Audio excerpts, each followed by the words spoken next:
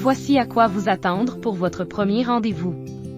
Votre premier rendez-vous peut avoir lieu au Centre pour enfants de Niagara, à un autre emplacement, se dérouler par téléphone ou à l'école de votre enfant.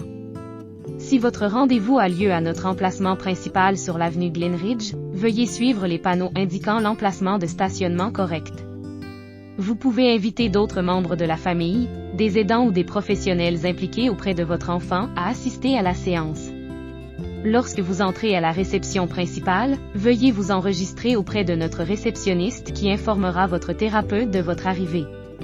Le premier rendez-vous est l'occasion pour nos cliniciens de connaître les forces et les besoins de votre enfant. Cela impliquera de vous poser des questions tout en observant et en interagissant avec votre enfant dans différentes activités. Selon les besoins de votre enfant, un ou plusieurs des professionnels suivants peuvent être impliqués avec votre enfant. Les ergothérapeutes aident à améliorer le niveau d'indépendance et le fonctionnement de votre enfant dans les activités quotidiennes telles que se nourrir, s'habiller, aller à la toilette, jouer et réaliser des tâches de motricité fine.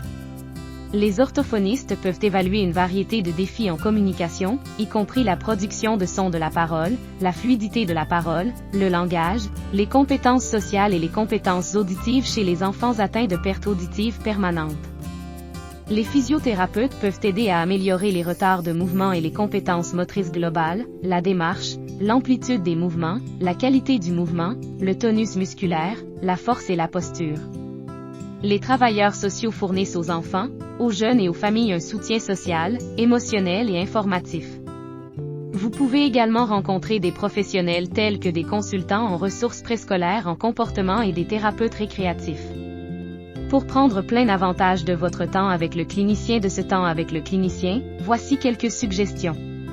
Notez toutes les questions ou préoccupations que vous avez avant l'évaluation, apportez tous les articles que votre clinicien a suggérés et notez les commentaires ou suggestions du clinicien. À la fin de l'évaluation, le clinicien résumera ses observations, vous fournira ses recommandations et discutera des prochaines étapes. Cela peut inclure la sortie si les compétences de votre enfant semblent se développer normalement ou une orientation vers un modèle de prestation de services thérapeutiques. Si vous n'êtes pas clair sur un commentaire ou une suggestion, ou sur le vocabulaire utilisé, n'hésitez pas à demander des éclaircissements. Assurez-vous de bien comprendre les prochaines étapes avec chacun des cliniciens impliqués. Surtout, venez avec enthousiasme pour faire partie d'une communauté aimante et attentionnée. Veuillez regarder la prochaine vidéo de cette série, où nous discutons de notre philosophie de soins centrée sur la famille.